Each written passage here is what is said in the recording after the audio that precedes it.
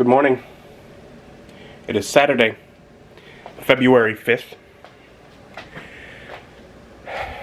Got up this morning and getting ready for the day. Starting to get some videos scheduled that need to get taken care of. Thinking about some stuff I can try and get done here. Get worked on, accomplish, whatever. But I got plans this afternoon. Not necessarily like exciting, but ones that I am very much looking forward to. So I got a friend I haven't seen in I think like more than 2 years at this point. I think it was like before the pandemic the last time I got to see him, and we got plans just to go to lunch. A few friends, and he'll be joining along. And that is quite exciting for me. So, for now, I'm hanging around here. I'll figure out some breakfast, keep uploading some stuff, maybe work on some world building. That's been floating around a little bit in my mind. That'll be fun. Listen to some music. Have a relaxing morning and early afternoon, and well, I'm looking forward to getting to see my buddy Pat for the first time in over 2 years. Many hours later. One of those days of just sitting and staring at a computer for hours. But I have the Copeland Climate Classification System applied to the map of my world, with the exception of the high elevation areas. There's a couple of those that I can do, because I know in Artifexian he mentions a couple of the things, but he doesn't have any video specifically on elevation, and his video on normal stuff kind of says, hey, elevation changes things. It doesn't count for that. So, I mean, I'm sure mostly it gets colder and it's harder for stuff to grow. But still, like, the bulk of the world I've classified. And that is helpful. That lets me look at this and see areas of the world that are more likely to have more population.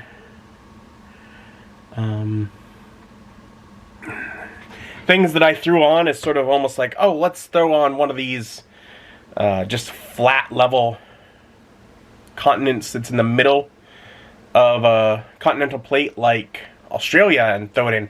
But because of where I put it right in the middle. The equator cuts through it. And so instead of it being this giant desert-like thing, it is mostly rainforest. I have a couple of main continents that have huge divides of desert, where there's just a giant desert that cuts a clean chunk off, where this is, in parts, relatively nice to live area. And then rainforest down here, and then just desert. This would be Savannah area, which is definitely livable. But I have less than an hour until I need to be at Gingham's. I think some of the friends at least are going to come here to go, but otherwise we'll be meeting other folks up there. Kind of a group of friends and getting to see Pat. And yeah, I'm excited. I haven't, as I said, it's been more than 2 years. It's too long. Too long without seeing a good friend. Heading into Gingham's. Sounds like they're already here. It is Pat. Hello. It's also these guys, but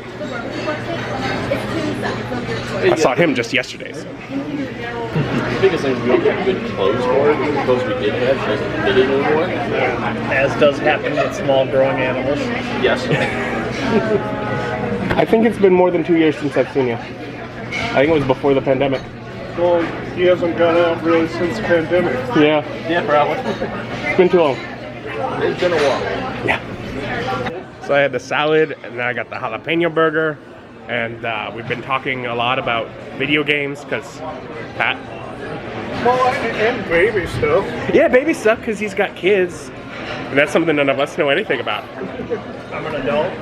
Yeah. It's fun hanging out with friends. Pat all of a sudden had to run off, so he gone. He's like, oh, gotta. I don't know, probably someone with family because he's got like a family. And therefore responsibilities. Poor guy. One day. It's a trade-off. Yeah, I know. I'll be there one day. And arriving home, I think I'm gonna do a little more work on the map. Because that's what my day is about.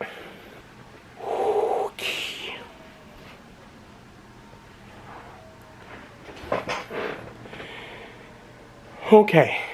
And another several hours, 3 or 4 more hours. Probably worked in total somewhere between 7 and 10 hours on this today, and how much I got up and walked away to clear my head. Here over the last week, I've not been on daily ibuprofen. For years, I was on ibuprofen daily. Near the end of last year, I was like, okay, let's wean myself off of that and stop doing that where I only take it when I need it. And then I got sick and basically needed it daily, and so I had to kind of slowly reduce myself off of it again, and I've been off of it this past week. And when I get to that point, usually I take it for like headaches. When I've been to that point, I've not been needing it most of the days, but this evening I needed it because I got a bad headache. Because I'm sitting here and I'm staring at the screen and I'm working at this, but I didn't want to stop because I was working on what is probably the hardest part, because most of this has been following a more or less tutorial by Artifaxian to lay out where the climate zones should be. But taking all the knowledge that I'm learning as I'm watching that, I have done my own mountain climate zones, knowing that as things go up, the windward side is wet, the leeward side is dry. I know it gets colder as it goes up in elevation, things like that. And while I remember what climate zones are what, without having to look each one up specifically, I came through, and all these gray areas of mountain became climate zones. So without the mountain shading, I have climate zones for the entire map.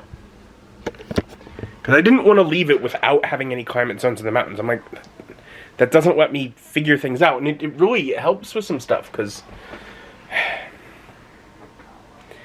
some areas end up with a little less oppressive heat, but still plenty of good moisture on the windward side that would let things grow more in a mountain area where I can have some good mountain cultures.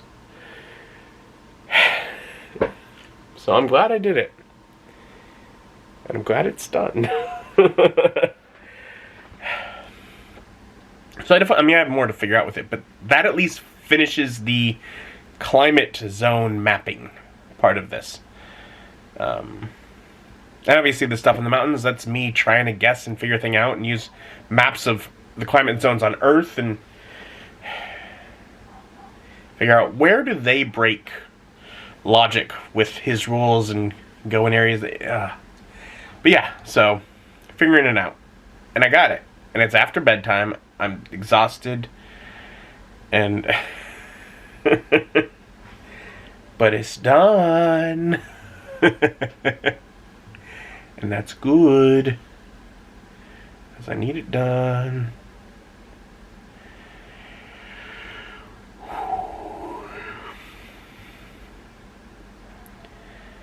that's all the stuff I need in order to be able to figure out where, what culture is where, and that kind of thing.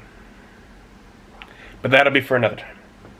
Because that doesn't rely on me knowing how to place things. And I'm tired. It's fun seeing Pat. Otherwise, today has been many, many hours working on this map.